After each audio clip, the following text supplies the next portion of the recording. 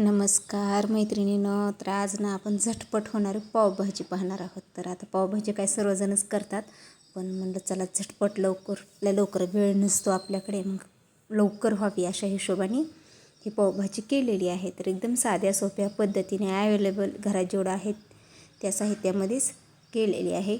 तर तुम्ही पाहू शकता आपली पावभाजी किती छान दिसते. आपण याला कलर वगैरे काही आपण याला आंबारीची बेडगी मिरची पावडरसुद्धा वापरली नाही तरी भाजीला कलर छान आला. आणि मेन गोष्ट आज मला बीट पण वेळ नव्हतं माझ्याकडे घरात, तर फ्लावर आणि शिमला मिरची आणि गाजर होतं थोडं. आणि हे हिरवे वाटाणे ना सकाळी हिरवे वाटाणे नव्हते आपला मटार, म्हणून आपले जे वाळलेले वाटाणे असतात का ते सकाळीच मी पाण्यात टाकले होते भिजायला. संध्याकाळी पावभाजी करायची हे सकाळीच ठरलं होतं. मग ते पाण्यात दिवसभर भिजून दिले.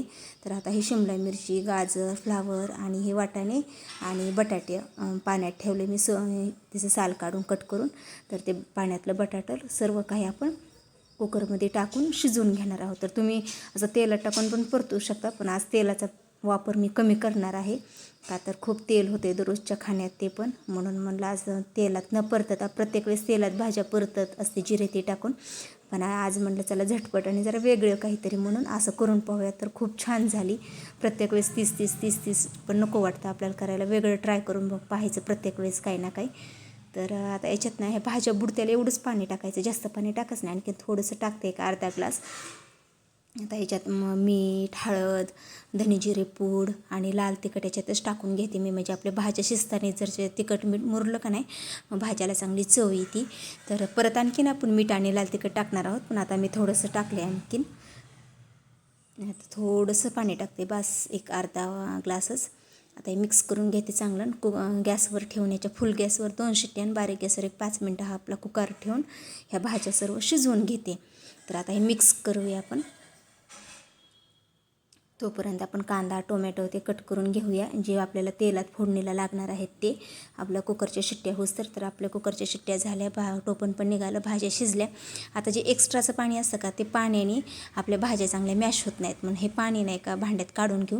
आणि हे पाणी हेच रिटर्न आपल्याला वापरायचं आहे भाजीला, हे काय टाकून द्यायचं नाही, कारण त्यात मसाले, हळद, मीठ टाकलेलं आहे आपण तिखट.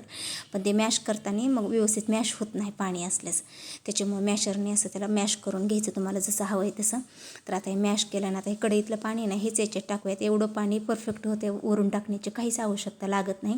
आणि जर परफेक्ट तुम्हाला पाण्याचं प्रमाण हवं असेल, पावभाजी जास्त घट्ट पण आणि जास्त पातळ पण होऊ नये असं वाटत असेल नाही, तर भाज्या शिजायला ठेवताना भाज्याच्या बरोबर फक्त पाणी टाकायचं, वरी अजिबात टाकायचं नाही. भाज्या बुडतील एवढंच पाणी टाकायचं. जास्त जर पाणी टाकलं तर मग ती पातळ होती, किंवा कमी टाकलं तर वरून काय परत आपण गरम करून टाकू शकतो. पण भाज्या पण व्यवस्थित शिजल्या पाहिजेत, म्हणून त्याला बुडतील एवढ्याच टाकायच्या, मग वरून नाही पाणी टाकलं गरम करून तरी चालते. तर आता हे मिक्स करून घेऊ आपलं. आता तुम्हाला पातळ दिसते, पण नंतर कांदा टोमॅटोची आपण प्युरी टाकली असते मिळून येते नंतर, आणखीन आपल्याला जशी हवा आहे थिकनेस तशा होते. तर आता हे आपण बाजूला ठेवून घेऊ. इकडं कढईत तेल गरम करायला ठेवले. तर इथं कोथिंबीर कट करून घेतली, लसूण पेस्ट घेतली, मीठ, तिखट, कसुरी मेथी घेतली, कांदा बारीक चॉप करून घेतला आहे, टोमॅटोची प्युरी करून घेतली. परत आपण ही पण बटर पण दाखवायचं राहिले इथं तुम्हाला, जिरे आणि बटर आणि पावभाजी मसाला साईडला होता तो. तर आता तेल गरम झालं की त्यात जिरे टाकले, जिरे फुलले की लसूण टाकला. आपल्याला कांदा टाकून घेऊ आपण, चॉपरमध्ये बारीक कट करून घेतलेला आहे तो. आणि त्याच्यातच मीठ टाकून घेऊया. तर मीठ आता आपण ना भाज्या शिजताना पण टाकलेलं होतं, मग आता ह्या कांद्याच्या हिशोबानेच मीठ टाकायचं. आणि बटरमध्ये पण नंतर मीठ असतं, बटर आपण वरून शेवटला टाकणार आहोत. मी कधी कधी ना तेलाबरोबर निम्मं तेल आणि निम्मं बटर टाकत असते, पण तुम्हाला सुरुवातीला सांगितलं आज मी तेल आणि बटरचं प्रमाण थोडंसं कमी करणार आहे, म्हणून आज कमी तेलातच भाजी केली. तेल पण मी खूप कमी टाकले, कांदा भाजायला वगैरे थोडंसं लागल इतकंच. तुम्हाला आवडत असेल तर तुम्ही भरपूर टाकू शकता, नाही तर निम्मं बटर निम्मं तेल टाकू शकता. कांदा लालसर झाला. आता याच्यात आपण ना टोमॅटोची प्युरी जी केली ना ते टाकूया.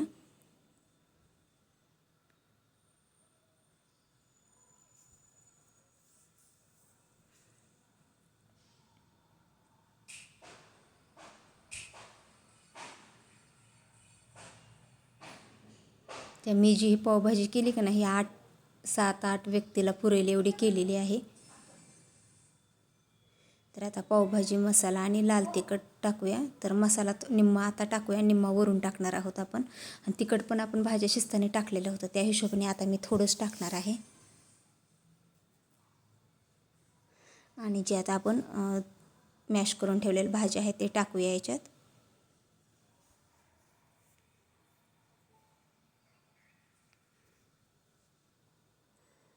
त्याचा फुल गॅस करूया म्हणजे ते चांगलं शिजल. आणि आता याच्यात वरून कोथिंबीर, परत कसुरी मेथी, आणि तुम्ही टायमिंगला टेस्ट करून पाहू शकता, लागलं तर मीठ पण टाकू शकता, पण मला काय आवश्यकता नाही भासली कारण आपण शिजताना पण मीठ टाकलं होतं आणि कांदा परतताना पण मीठ टाकलं होतं.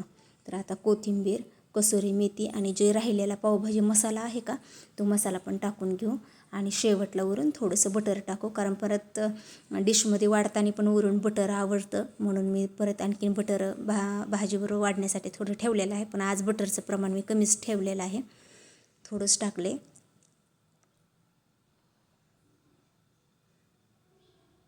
तर आता हे चांगलं मिक्स करून घेऊ. तर आपली पावभाजी तयार आहे. तर एकदम साध्या सोप्या पद्धतीनं झटपट होणारी, कमी तेलाचा वापर करून केलेली अशी पावभाजी, पौष्टिक अशी पावभाजी तुम्हाला कशी वाटली ते नक्की सांगा. व्हिडिओ आवडला असेल तर व्हिडिओला लाईक करा, शेअर करा आणि कमेंट करा. आणि ज्यांनी चॅनलला सबस्क्राईब केलं नाही त्यांनी सबस्क्राईब करा. तर आपल्या भाजीला आज बीट पण भेटलं नाही आपल्याला, तरी पण आपल्या भाजीला कलर खूप छान आलेला आहे. तर तुम्ही पाहू शकता आपली भाजी किती छान झालेली आहे ती.